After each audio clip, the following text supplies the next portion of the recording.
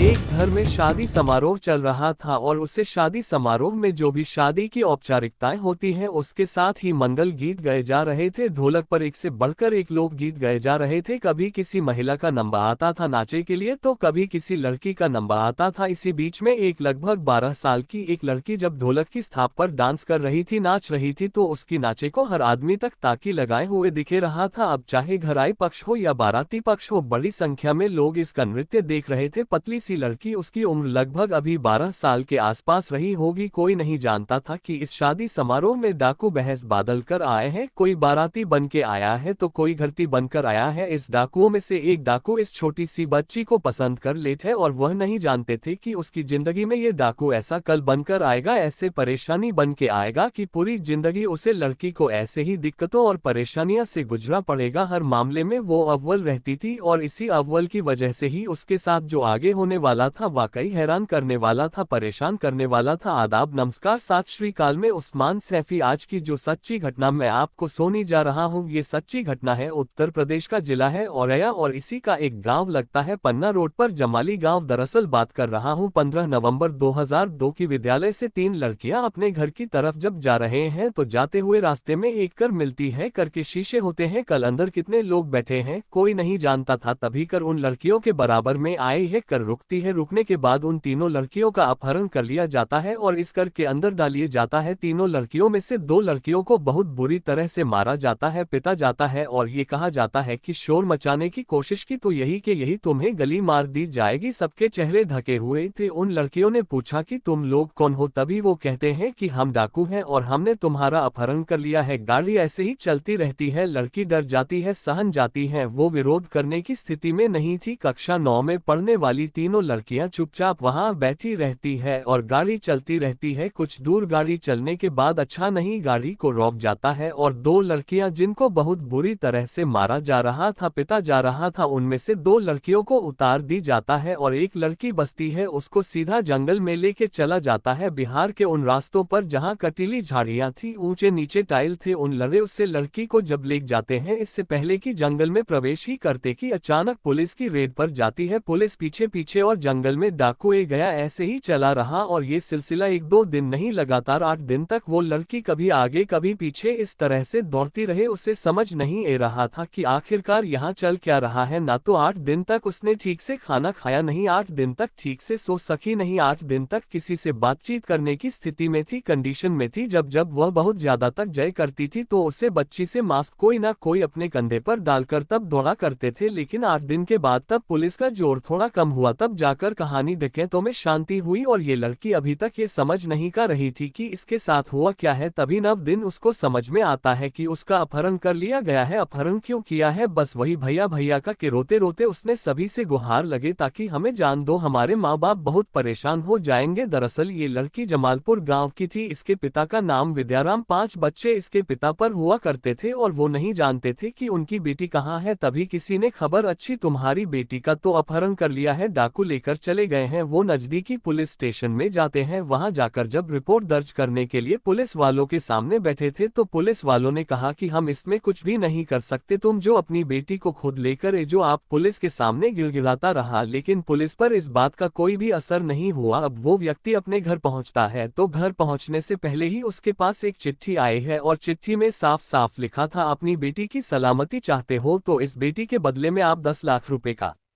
इंतजाम कर दो। अब पूरे घर को बेच दिए जाए, पूरी जमीनों को बेच दी जाए, तब भी 10 लाख रुपए इकट्ठे नहीं हो कर रहे थे। आखिरकार विद्याराम यादव इतना परेशान हो जाता है कि उसकी बेटी कैसे वापस आएगी, कैसे नहीं। वो रोज रोज इधर से उधर चक्कर कटता था कि भीख मांगता था, बड़े बड़े साहूकारों से लेकर बड़े बड़े अधिकारियों के पास, विधायक के पास। ऐसे कौन व्यक्ति था जिसके पास वो जा नहीं रहा था अपनी बेटी को लाने के लिए? वो बेटी भी बड़ी इनोसेंट थी। वो विद्यालय में पद्धति जरूर थी लेकिन पढ़ने के साथ साथ उसका खेल कूद हो या और अन्य किसी भी कार्यक्रम हो, नृत्य हो, गाना हो, सभी में वो अव्वल थी। छोटी सी बच्ची लगती थी देखने में और जब डाकू उसको अपने यहाँ पर रखना लगे तो धीरे धीरे करके 10-15 दिन का जब समय गुजरा है तो वो लड़की अब भी रो रही थी, ग्रहण की भीख मांग रही थी, कह रही थी कि मेरे पिता बहुत ज्यादा गरीब हैं, मुझे चुरा नहीं सकती, इसलिए मुझे छोड़ दो। बीच में दिन जब कोई गाँव से हलचल नहीं होती है, जब गाँव से कोई पैसे लेकर नहीं आता है, तब इसमें दिन उसे लड़की के साथ जो सरदार होता है जिसका नाम चंदन चंदन यादव होता है और उसे लड़की का नाम होता है रेणु यादव। रेणु यादव अभी कटी से छोटी थी क्योंकि उम्र उसकी 13 साल के आसपास थी। उसके साथ पहले बार तब बलात्कार होता है, रेप होता है। अब तो ना चंदन यादव का जब मां करता था तब उसके साथ वो अपनी हवास को पूरी किया करता था और ऐसे ही चला रहा। यहाँ डकैती हत्याओं का दूर चला था, कभी भी किसी का अपहरण होकर आया करता था जंगल में, तब तक ये लड़की अपनी आंखों से देखती थी कोई किसी की हत्या कर रहा है, कहानी किसी के यहाँ डकैती डाली जा रही है। ये जंगल के नियमों से, जंगल के जो भी यहाँ तौर तरीके थे डकैतों के, बदमाशों के, उससे पूरी तरह से अनजान थी। इसको तो ये भी नहीं पता था कि तेरा रेप हो रहा है, तेरा बलात्कार हो रहा है, ये हो रहा है तो इसका विरोध कर रहे हैं, नहीं करना है। क्योंकि जब भी वो विरोध करती थी तभी उसको वैसे ही डराया धमकाया जाता था, जैसे क्या उन 2 लड़कियों को डराया धमकाया गया था जिनके साथ इसका अपहरण हो गया था कि ठीक वैसे ही तुम्हें मारा जाएगा यदि तुम्हें शोर मचाने की कोशिश की, यदि तुमने यहाँ से भागने की कोशिश की तो इतनी गोलियां मेरी जाएगी कि गिनती करने वाला भी हिसाब किताब भूल जाएगा कि इस लड़की को कितनी गली मेरी है। अब वो लड़की धीरे धीरे करके इस जंगल के नियम में कहानी ना कहानी बने लगती है और जब वक्त थोड़ा ज्यादा बिकता है, इसके पिता इसके माँ जब इसकी खबर नहीं ले पाते, जब वह पैसे के इंतजाम नहीं कर पाते, उसे जगह जो चंदन यादव था जब उसका माँ करता था इस लड़की के साथ ऐसे ही रेपर बलात्कार किया करता था, तो उसे लगा कि शायद यही जिंदगी है, अब यहीं पर ही अपना शांत रहना है, कुछ भी नहीं करना है। इसी बीच में सलीम गुर्जर नाम का जो डकैत था वो भी इस गैंग में कभी कभी आता था और एक निर्भय सिंह गुर्जर नाम का डकैत था वो भी आता था। नरसिंह गुर्जर के साथ लगभग 7-8 महिलाएं हुआ करती थी, सलीम गुर्जर के साथ भी ऐसे ही महिलाएं रहा करती थी, बड़ी सेवा अपने किया करती थी। तभी चंदन यादव ने फैसला किया कि वह भी कम से कम 7-8 महिलाओं को ऐसी रखेगा और तब इस लड़की से पूछता है कि क्यों ना हम भी 7-8 महिलाएं रखें, वो हमारे लिए खाना बनाएंगे, हमें तैयार करेंगे, हमारे शरीर को दबाएंगे, मालिश करेंगे, इस तरीके की बातें करते रहे। तो रेणु यादव कहती है कि ये तो बहुत अच्छा रहेगा आपके लिए, तो बहुत ही सही है, इसलिए आप भी ऐसी लड़कियों का इंसाफ करो। वो लड़की ये भी नहीं जानती थी कि आखिरकार लड़कियां रहेगी तो उनके साथ भी ऐसा ही रहेगा। कह सकते हैं कि बहुत ही सीधी सज्जन किम की वो लड़की, उसकी जिंदगी में जो चल रहा था उससे कुछ भी नहीं मालूम था चल क्या रहा है। जब ये बात उसने चंदन से कही कि आप भी 6-7 महिलाओं को, अपनी लड़कियों को अपने साथ रखो तो मुझे कोई दिक्कत नहीं है, इसी बात पर चंदन यादव को उसे लड़की से प्यार हो जाता है। प्यार तो उसको उसे दिन भी हो गया था जिस दिन वो शादी समारोह में बहुत अच्छा नृत्य करती हुई मिली और उसे दिन वह अपने प्यार का इजहार कर बैठता है, कहता है कि मैंने तुम्हें शादी समारोह में नृत्य करते हुए देखा था, नाचते हुए देखा था, इस दिन फैसला कर लिया था कि अब तो तुम्हारे साथ ही जिंदगी बितानी है। लेकिन जब तुम बहुत छोटी थी, चंदन की उम्र रही होगी 22 साल के आसपास और इस लड़की की उम्र रही थी 13 साल के आसपास, अब ये इसी के साथ रहने लगती है, इससे कब प्यार हो जाता है इस लड़की को इस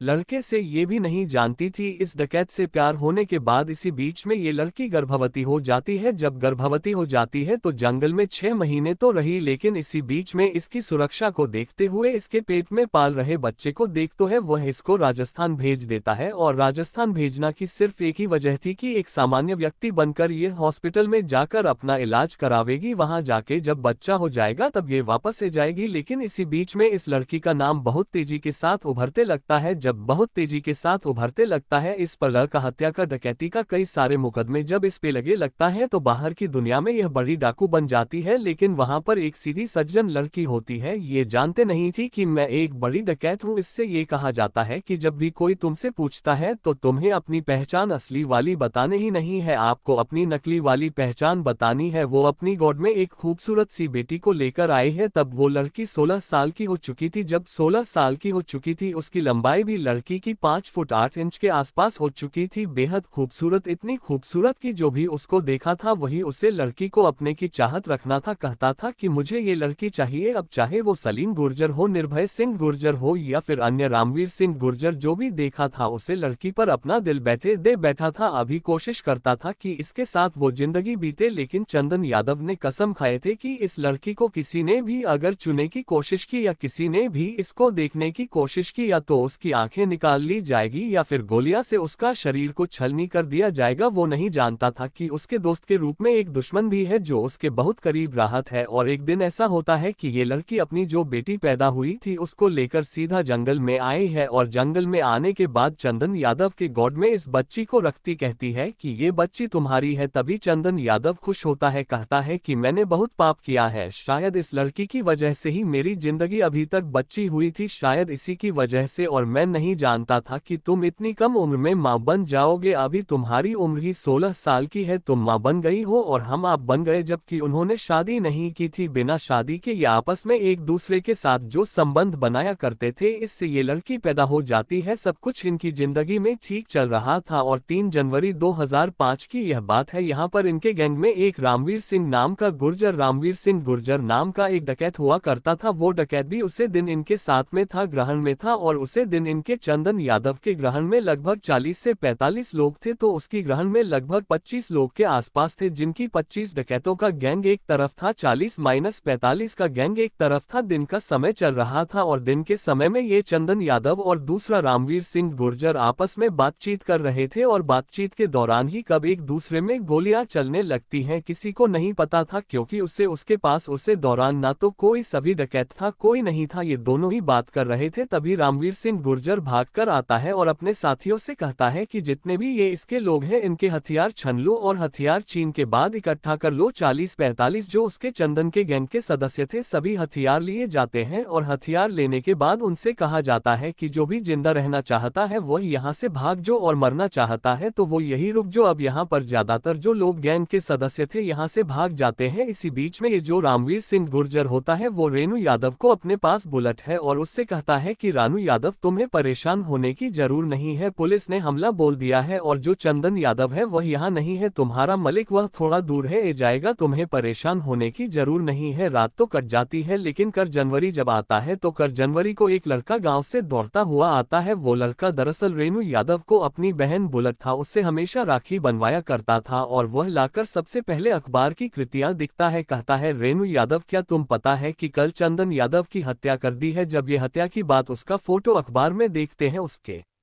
असलाव के साथ, तो उसे ताज्जुब होता है, यकीन नहीं होता कि आखिरकार कैसे हुआ। तभी उसका भाई कहता है कि ये लोग तुम्हें मिलेंगे नहीं और तुम्हें अपने साथ जंगल में रखेंगे। अब रामवीर सिंह गुर्जर तुम्हारे साथ वह सब कुछ करेगा जो उसने अभी तक सोचा है और शायद इसीलिए उसने तुम्हारी वजह से चंदन यादव की हत्या की है। वो लड़की कहती है कि भैया, तुम्हें अगर अपनी बहन से इतना ही प्यार है तो एक कम करो, मेरी बेटी को गाँव लेकर चले जो और तुम इसकी हिफाजत करना। वो लड़का उसे लड़की को लेकर गाँव चला जाता है और कर जनवरी 2005 का ये वाक्य है। शाम का समय था, इस लड़की के साथ 3 लड़के रह जाते हैं जो बहुत वफादार थे। जब जब चंदन यादव कहानी दूर जाया करता था तो 3 लड़कों को इसके पास छोड़ जाया करता था उसकी हिफाजत के लिए। ये बात रामवीर सिंह गुर्जर भी जानता था, इसलिए उसने इनके रुकने पर कोई एतराज नहीं किया, क्योंकि वो पन चाहता था रेणु यादव को। और जब शाम का समय होता है, तो जब शाम अंधेरा होता है, तभी उसने रामवीर सिंह गुर्जर ने रेणु यादव को बुरी नीयत से दबोच लिया, उसके साथ गलत काम या गंदा घिनौना कृत्य करने की कोशिश। जबकि तो इसी बात पर इससे गुस्सा आ जाता है। उन लड़कों को बंधक बनाकर खड़ा कर दिया गया था, रख लिया गया था और बाकी टीम के सदस्यों से कहा था कि अगर इनमें से कोई सही विरोध करता है तो इनको अभी हाथों हाथ मार दी जाए। ये एकांत जगह में थे रामवीर सिंह गुर्जर और रेणु यादव, और तभी जब इसके साथ ये बलात्कार करने की कोशिश कर रहा था, यहाँ रेणु सिंह को रेणु यादव को मौका मिल जाता है। उसकी एसएलआर उठाती है और वो गली चलानी शुरू कर देती है। जब गली चला रही थी तो एक गली उसके पेट में लगकर और सीधा पर हो जाती है, जिसकी वजह से लगता है कि वो मार चुका है और वो अंधाधुन लगभग 13 राउंड गोलियां चलती है। उसकी जो गोलियां थी, उसकी जो बाकी हथियार थे वहां से ले जाने की कोशिश कर रही थी, वो वहां से भाग जाती है। काफी रात हो चुकी थी और इसी बीच में जैसे वो भाग रही है, तुरंत की लगातार गोलियां चलने लगती हैं बहुत ज्यादा तेजी के साथ। जब गली चल रही थी वो समझ नहीं कर रही थी उसे करना क्या है। वहीं पर यमुना नदी है, जिसको उधर के लोग जमुना नदी के नाम से बुलेट है। उसने लगता है कि किनारे पर एक नव थी और उसे नवकों पर वो अपना समाज रखती है और समाज रखना के बाद जमुना स्थिति में ऐसे चैनल लगती है, उसे बैठकर उसको तैरने की कोशिश कर रही थी, लेकिन वो बैठ ही नहीं कर रही थी। उसने अपना जो समाज था वो समाज उससे पर रख दिया और वहां से उसके सहारे नाव के सारे चलते ही चलते रही। जब चली जाती है तो लगता है कि अब शायद दब जाएगी, इससे वो किनारे या पर नहीं पहुंच पाएगी, क्योंकि जो भी उसके साथ हादसा हुआ है वो समझ नहीं कर रहे थे कि उसका दिमाग की जो शक्ति थी, दिमाग की ताकत थी उसने कम करना पूरी तरह से बैंड कर दिया था। वो फिर घूमने लगती है और घूमते घूमते वापस इस जगह पर जाती है जी जगह से वो चली थी। दरअसल जब वो किनारे पे आई है उससे चीज का सहारा लेती है जिसे नाप समझ रही थी वो नाप नहीं थी बल्कि किसी की लाश थी जो आरती से बंधी हुई थी और इसके सहारे वो पूरी रात ऐसे ही रहती है। इस सुबह के कर 5-6 बैग जाते हैं। जब हल्का हल्का दिन निकालने लगता है तब वापस इस स्थान पर पहुंचती है तो जो 3 साथी उसकी मदद के लिए रुकी हुए थे तीनों के हाथ पर इसके कपड़े इसकी चुनरी से बंधे हुए थे और तीनों मारे हुए थे। तीनों को एक साथ बांधकर उसे रामवीर सिंह गुर्जर नाम की व्यक्ति ने मार दिया था। उसे डकैत ने उसको मार दिया था। अब्दा से ढूंढ रहा है। उधर पुलिस का लगातार पहरी बाढ़ रहा है। रेणु यादव समझ नहीं कर रही थी कि आखिरकार वो करे तो क्या करे। यहाँ से किसी तरह से वो एक आसपास का जो गांव था वहां पहुंचती है और एक बूढ़े आदमी से कहती है कि बाबा मेरा गांव का नाम जमालीपुर है, वहां जाकर मेरे पिता विद्याराम को ये सूचना दे देना कि उनकी बेटी है जो फल जगह है, आप मेरी मदद कर दीजिए। उसका जो बुद्ध आदमी था वो जाता जरूर जमालीपुर में लेकिन गांव में कोई मिलता नहीं है। अगले दिन फिर वो जाती है कि बाबा क्या वो मेरे परिवार के लोग मिले, ये चिट्ठी लिख जो और मेरे घर वालों को जाकर दे देना। तीसरी चौथ दिन चिट्ठी दी जाती है और वो लड़की जंगल में इधर उधर चुप के रहती है। इसी बीच में मक्का की कुछ ऐसे जो पौधे होते हैं उनके बीच में चुप जाती है। दिमाग उसे बुरी तरह भी का लेती है। इधर वह चिट्ठी इसके आपके पास पहुंच चुकी थी। जब चिट्ठी वहां पहुंच गई तो आप उसको ढूंढने लगता है। ढूंढते ढूंढते ये लड़की जंगल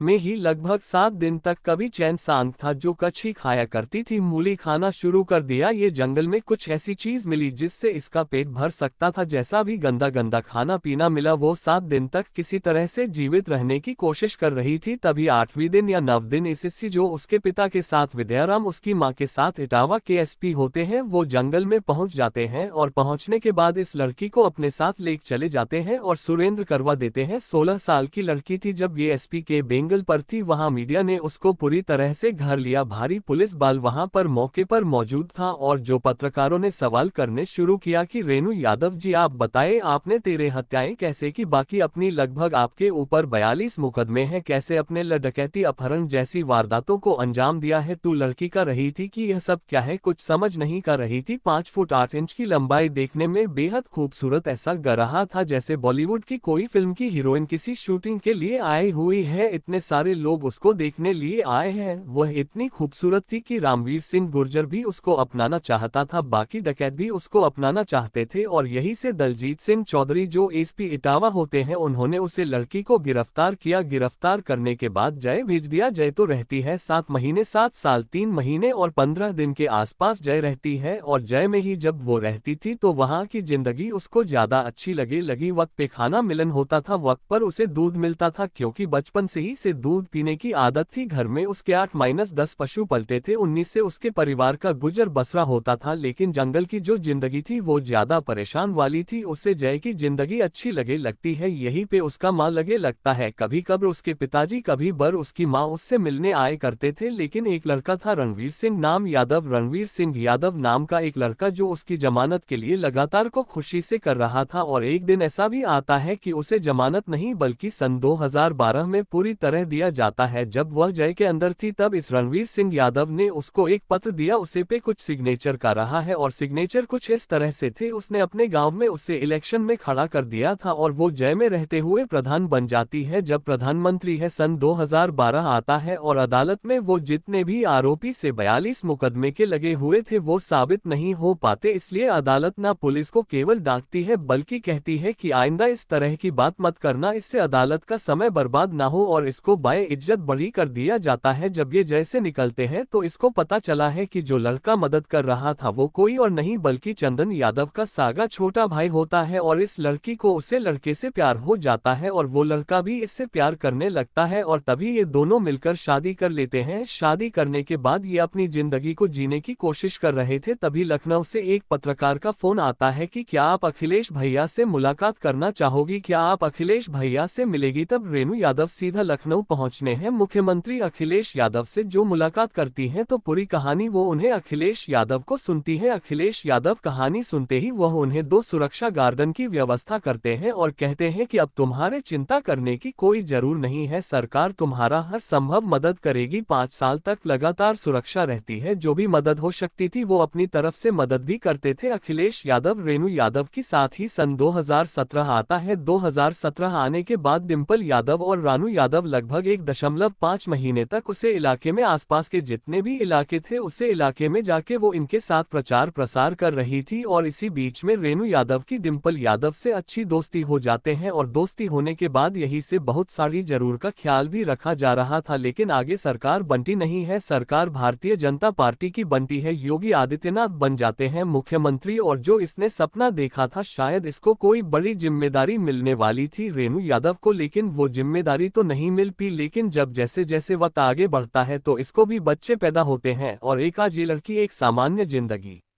जी रही है। उधर रामवीर सिंह गुर्जर जिसको गोली लगी होगी वह बैठ जाता है और पुलिस वाले इसको गिरफ्तार कर लेते हैं और वो आज भी आजीवन करवा करवा की जय में सजा काट रहा है। और रेणु यादव एक सामान्य जिंदगी जी रही है, वो नहीं जानती थी कि उसके साथ आखिरकार क्या हुआ। काश वो दिन शादी में नहीं जाती, काश वो जो डाकू था वो शादी में नहीं आता, तो शायद कभी भी इस लड़की का अपहरण होता ही नहीं और अपना होने के बाद इस लड़की की जिंदगी पूरी तरह से अंधकार की ओर चली जाती है। ये लड़की कहती है कि जब उसके गांव में पुलिस वाले आए करते थे तो उसका मां करता था कि वो वर्दी पहन के रहा करे और वर्दी में वो आईपीएस बनना चाहती थी क्योंकि पढ़ने में बेहद होशियार थी। उसने वर्दी जरूर पहने लेकिन डकैतों के साथ रखे जो पुलिस की छीनी हुई वादियां थी उसने गोलियां भी चलाए। बताया ये भी जाता है कि बच्ची से जो बचपन था जब उसकी खेलने कूदने की उम्र थी तब उससे डकैती हत्याएं जैसी कृतियां को अंजाम दिलाया गया था। दोस्तों, इस पूरे घटनाक्रम को सुनने का उद्देश्य किसी को परेशान करना नहीं है, किसी का दिल दुखना नहीं है, बल्कि आपको जागरूक करना है, आपको सचेत करना है। और आप हेलो दोस्त, आपका बहुत बहुत धन्यवाद वीडियो को पूरा देखने के लिए। आप हमारे चैनल को सब्सक्राइब करें और लाइक करें।